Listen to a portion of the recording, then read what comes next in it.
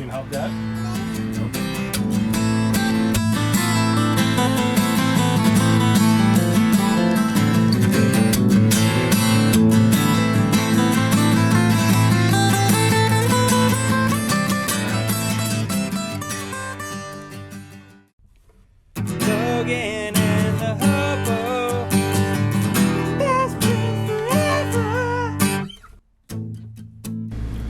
One of my recent videos, I was washing and waxing the trailer and I was checking all the seals, and you can see here that I found a pretty big crack in this seal on the outdoor shower, a pretty big opening, and so today I'm going to reseal it.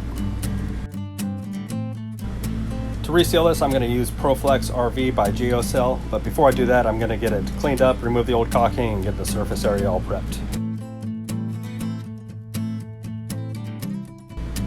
You can see that old caulking is in pretty bad shape. It's going to come off pretty easy.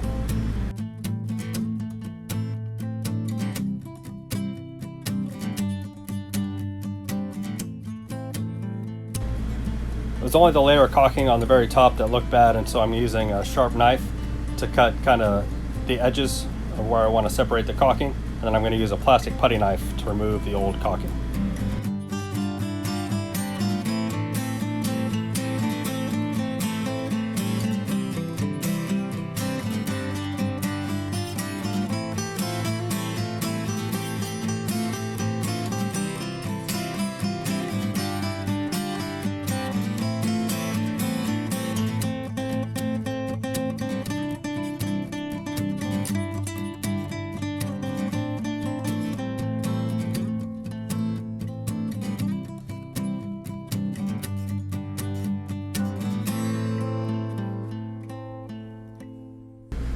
You can see down on the bottom of the screen there, I've got my trusty assistant, Benjamin, helping me out on this project.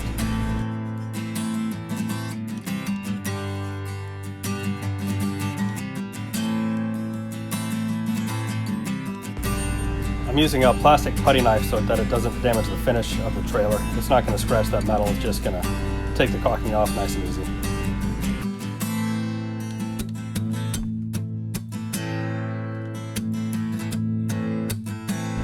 Here's where you can see where I previously cut the edges of the caulking where I want to separate it. And I'll just peel back the caulking to there and then make a clean cut.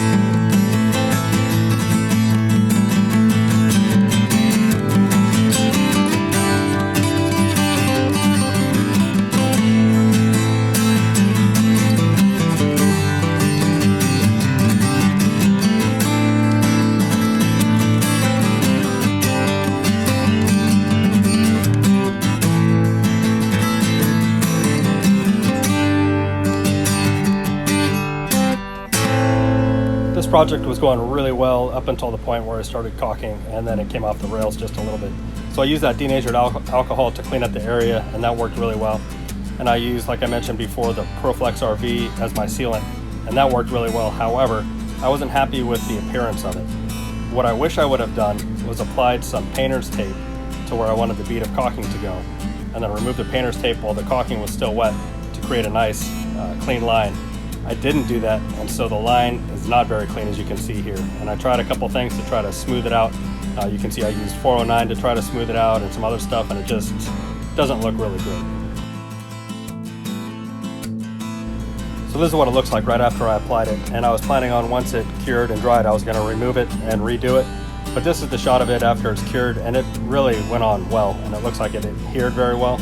So it's definitely watertight now. and I haven't decided quite yet if the appearance is bad enough for me to redo it or not.